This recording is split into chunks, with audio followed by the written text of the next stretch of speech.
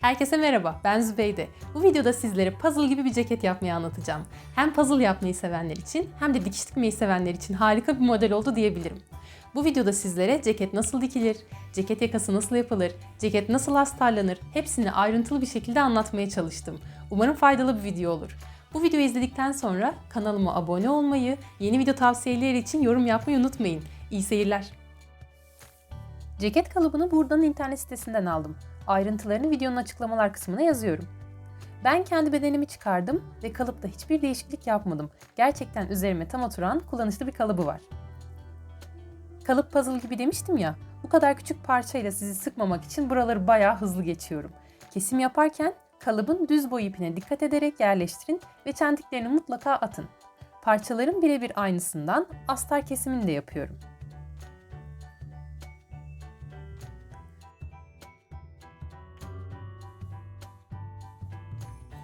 Bu küçük parçaların dikerek birleştireceğim kenarlarına overlock çekiyorum.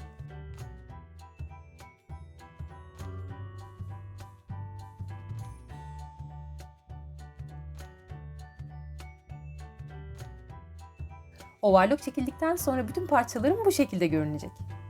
Şimdi aslında ceketi komple toplayacak olan adıma geçiyorum. Her üründe yaptığımız gibi işe önce pensleri kapatarak başlıyorum. Kol parçasında dikkat ederseniz bir tarafın kol oyuntusu var, diğer tarafta yok. Bu küçük kol parçasını diğer kol oyuntusu olacak şekilde kol parçasına dikeceğim.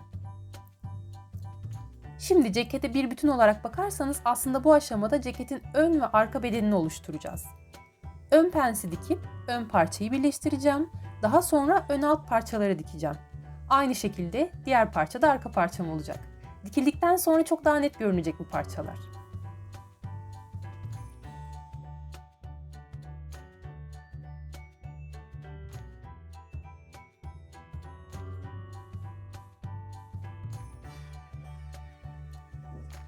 Şimdi kesim yaparken attığım çentikleri iki ucundan tutarak işaret aldığım noktaya kadar üçgen şeklinde pens dikiyorum.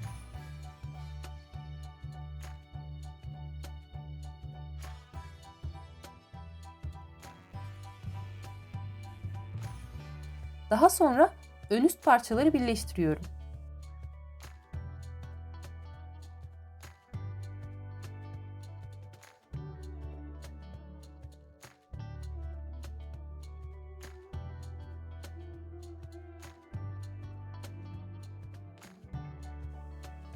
Arka parçada pens olmadığı için arka üst parçaları direkt dikiyorum.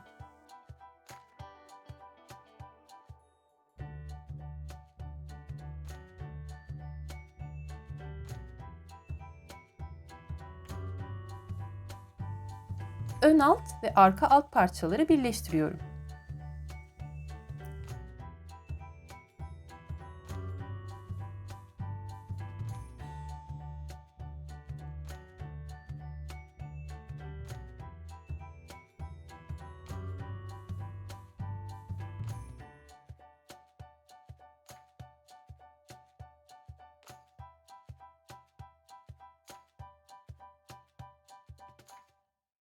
Şimdi kolu keserken attığım çentikleri birleştirerek kol penslerini dikiyorum.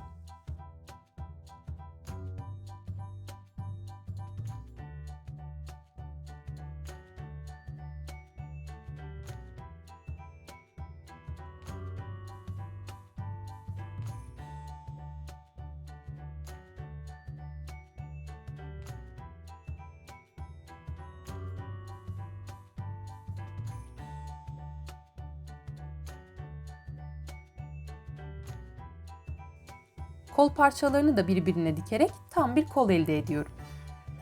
Tüm bu işlemlerin aynısını astar parçalarına da yaptım.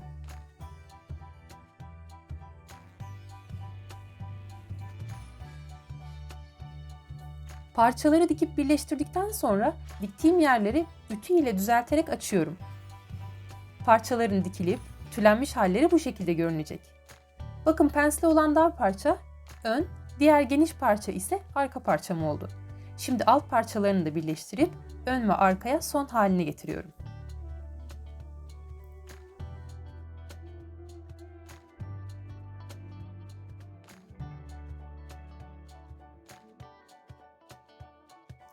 Parçaları yüzü yüzüne monte ederken dikişlerini üst üste denk getirmeye özen gösteriyorum. Böylece parçalarım önden çok daha düzenli görünüyor.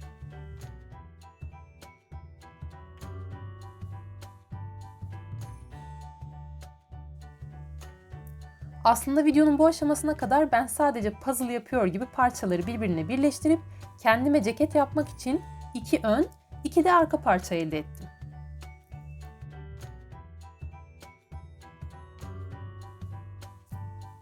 Şimdi sıra geldi omzu kapatmaya. Omuz için omuz robasının geniş kısmını arkaya, dar kısmını da öne monte ediyorum.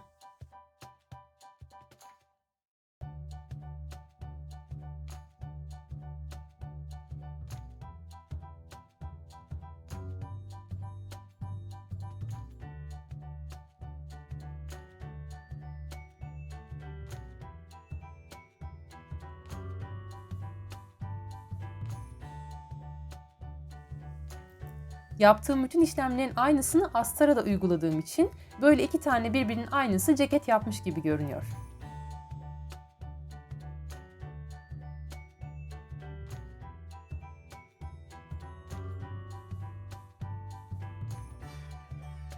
Şimdi ceketin yan kapamasını yapıp yakasını birleştireceğim.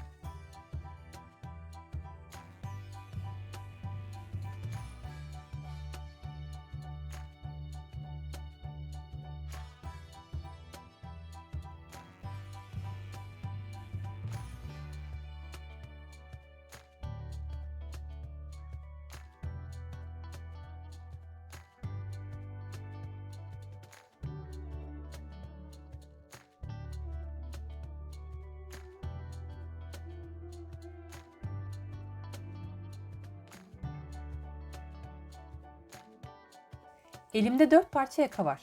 Bunlardan 2 tanesini tele yapıştırıyorum. Yakanın biri telalı, biri telasız olacak şekilde yakanın geniş kısmını, yani yay gibi olan kısmını dikerek birleştiriyorum.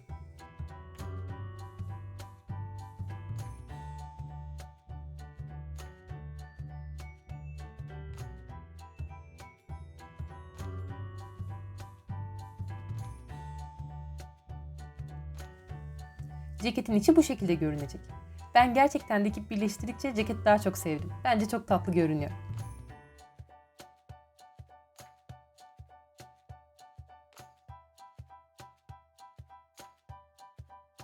Şimdi yakanın yay şeklindeki kısmı ile ceketin yay şeklindeki kısmını üst üste getirerek iğneliyorum. Buradaki önemli nokta, telalı olan parça üstte olacak şekilde iğneleyin. Böylece ceketin yakası daha düzgün duracak.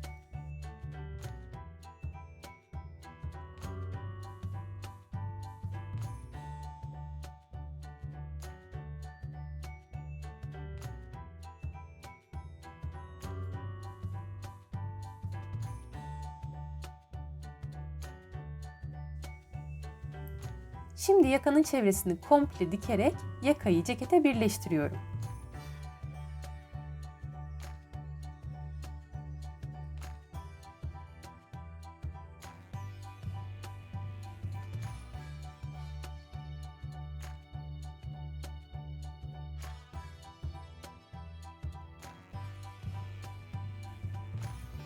Ceketin ve astarın arka ortasını da birleştirip kolları takmaya geçebiliriz.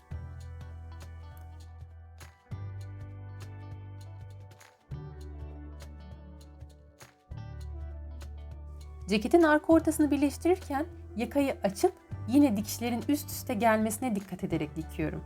Yakanın güzel durmasını istiyorsanız dikişleri mutlaka üst üste getirin.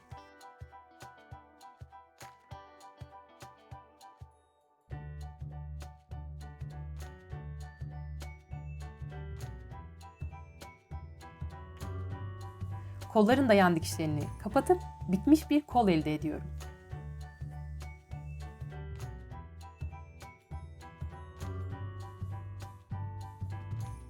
Ceketin tersini, kolun da düzünü çeviriyorum.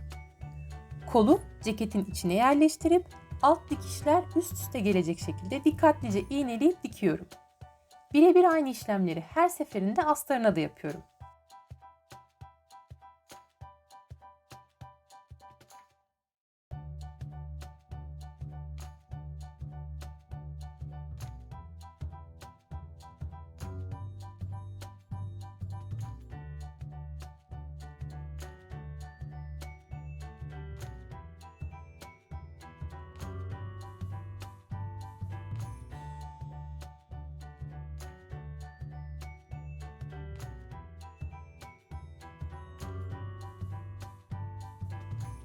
Ben kolları diktikten sonra overlock dikişiyle üzerinden geçtim. Böylece daha temiz göründü. Ben ceketim için hazır vatka kullandım. Bu vatkalar malzemecilerde satılıyor. Siz de hazır alıp kullanabilirsiniz. Vatka takarken önce vatkanın orta noktasını bulup sabun ile işaret aldım. Sonra düz olan yeri dışarıya bakacak şekilde ceketimin içine yerleştirip iğneledim.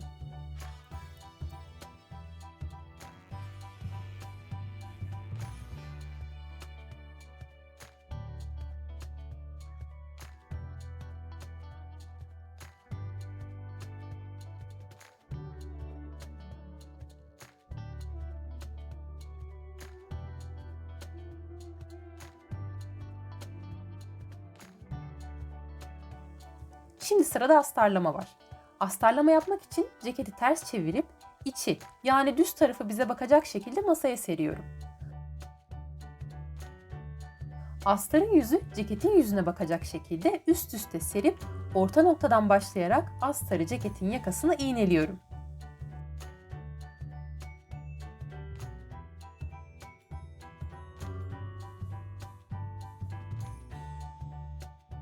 Daha rahat iğnelemek için astarın kolunu ceketin koluna sokuyorum. Bu aşamada astarın kolundan ceketi çevirebilmek için küçük bir sökme işlemi yapıyorum. Siz astarın kolunu dikerken de bırakabilirsiniz bu payı. Ben unuttuğum için şimdi söktüm.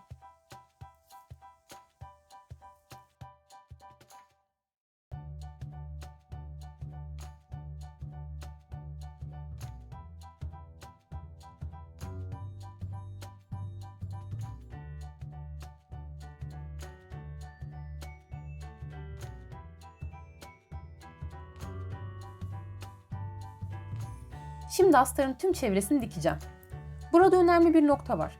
Astarı ceketin alt tarafına dikerken torbalama yapmaması için, yani astarın ceketin altından görünmemesi için önce yaka hizasına kadar 3 santim yukarıdan bir dikiş atıyorum. Daha sonra yine en baştan başlayarak astarı cekete normal dikiş payı ile dikiyorum. Yakanın iki tarafına da aynı işlemi uygulayacağız. Ben vatkaları ceketin overlock payına ufak bir sağlamlama dikişiyle dışarıdan görünmeyecek şekilde diktim.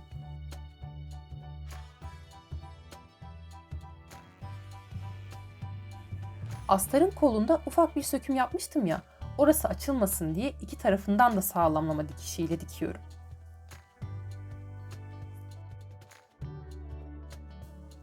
Ve şimdi astarı cekete önce üst ve yanları olacak şekilde dikiyorum. Astarın torbalanmaması için anlattığım ayrıntı dikerken daha iyi anlaşılacak.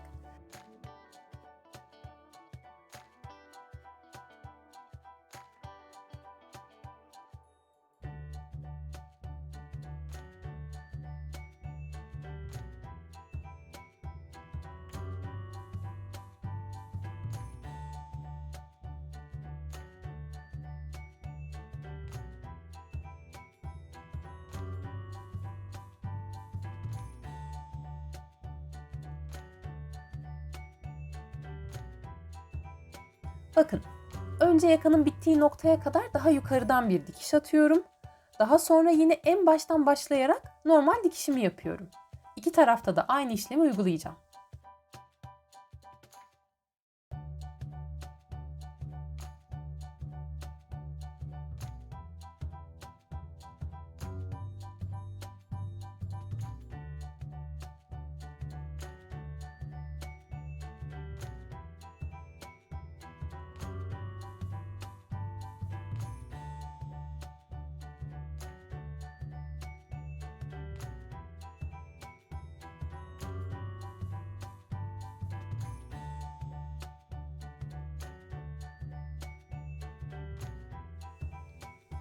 Şimdi kolları da astarlayacağım.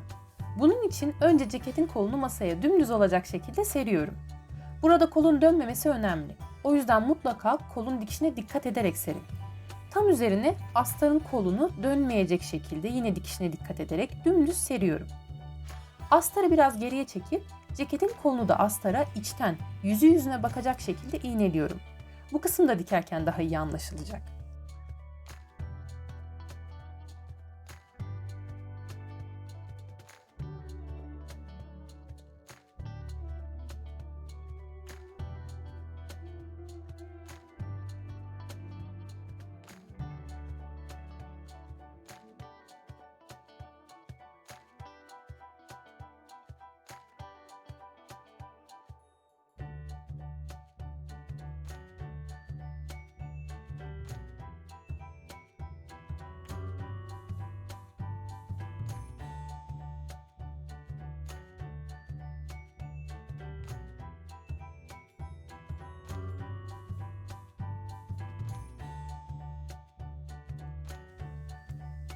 Bakın dikerken zaten bileğin iç kısmını dikiyorum.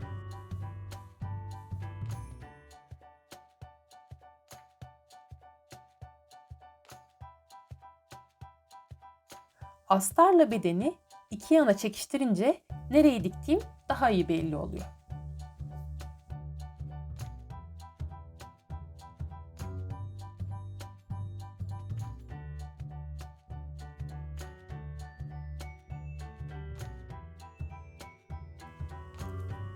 Şimdi astarın kolunda bıraktığımız o küçük açıklıktan tüm ceketi çeviriyorum.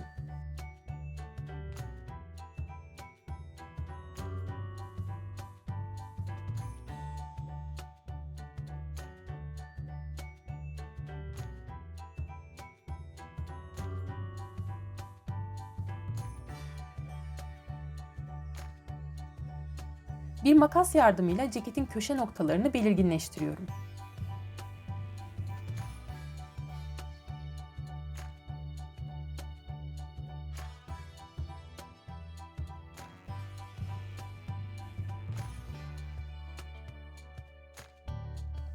Ceketin alt kısmını daha yukarıdan dikmemin sebebi burada belli oluyor. Astar daha yukarıda, beden kumaşı daha aşağıda oldu. Böylece astarım ceketin altından görünmeyecek. Siz o payı daha fazla dikerseniz astarınız daha yukarıda olur. Benimki gibi dikerseniz bu şekilde görünür. Şimdi astarın kolunda kalan açıklığı makine dikişiyle üstünden dikerek kapatıyorum. Ceketim neredeyse bitmek üzere. Şimdi ceketin kuşağını dikeceğim. Yanlarını dikerek tam orta noktada bir açıklık bıraktım. Oradan da kuşağı düzüne çevirdim.